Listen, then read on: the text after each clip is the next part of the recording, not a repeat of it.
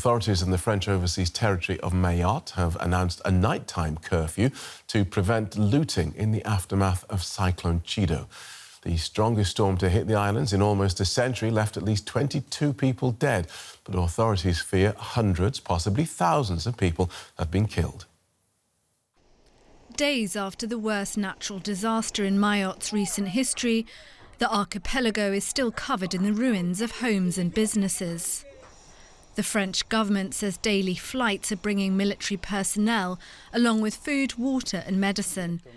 But some locals say they aren't seeing any results. The hardest part is that since Saturday morning, when the cyclone passed in just 3.5 hours, nothing has really happened. Apart from us, the people trying to clean up. I haven't seen any municipal services. While the widespread damage to infrastructure is easy to see, the human cost of the cyclone has been harder to measure. With so much rubble left to search through, health officials fear the final death toll will be far higher than preliminary numbers suggest. We expect a higher number of deaths than announced. The flow we have in the emergency department does not correspond to the seriousness of the situation. It leads us to believe that people have died.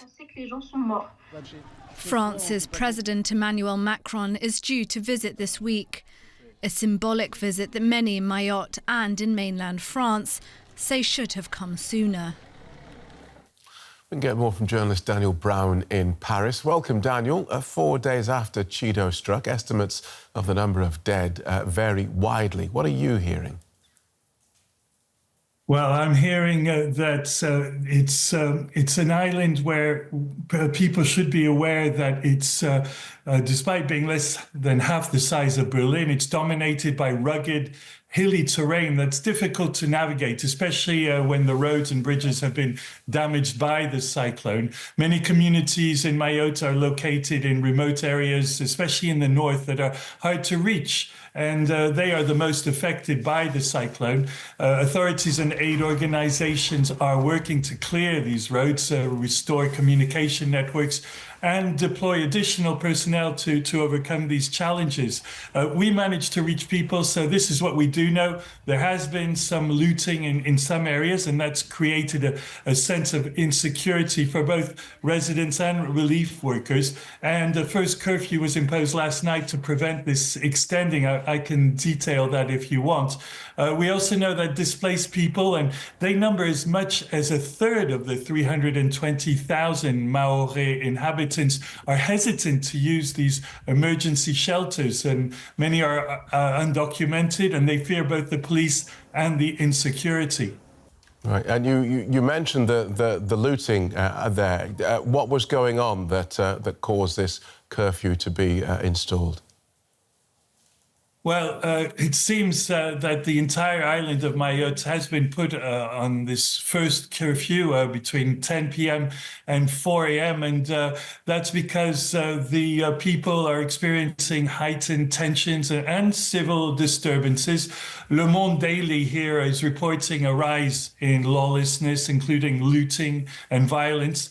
Now, at the same time, the curfew is initially seen as a temporary measure, and authorities will assess the security situation to determine if an extension is necessary. But this violence is a long-standing issue, Phil, since existing infrastructure was already under strain due to both the population growth and underinvestment.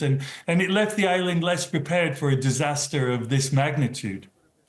And we heard in the report that islanders are unhappy about relief efforts. What is the relief and rescue situation there?